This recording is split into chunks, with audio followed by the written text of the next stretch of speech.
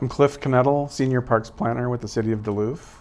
So this park was developed originally in the late 1800s. And when it was developed, people didn't really consider stormwater management in their designs and construction. And that's something that we needed in this project, not only because it's adjacent to Miller Creek, a trout stream, and those waters were impaired, but we just know from experience that when we do a good job of planning and treating that stormwater, that our facilities will be more resilient for the long term.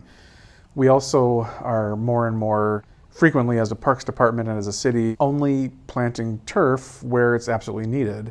And instead of turf in some places, we're leaving those areas wild or leaving them as pollinator gardens. With the Clean Water Funds, we're really implementing a fairly robust set of best management practices.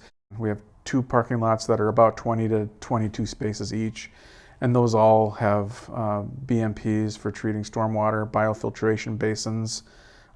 There's a large pollinator hillside that we're incorporating with the use of Clean Water Funds.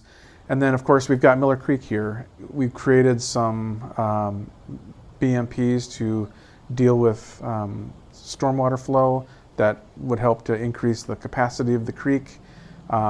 And we created spillways. Now, that was some of the spillways we created were done as a result of the 2012 flood, but we've taken that a step further and enhanced that a bit. So we've got some bioswales we use the Clean Water Fund to implement that will further address stormwater issues from outside the park boundary that flow in and treat those, just make the whole park much more resilient. You have to remember that this park really is kind of in a big ravine. So we have a lot of stormwater that comes from above down into the park. What we've done with the Clean Water Funds is more effectively addressed how that stormwater that comes into the park is treated and how it's stored. Those structures are intended to mitigate damage and enhance the long-term stability of the park.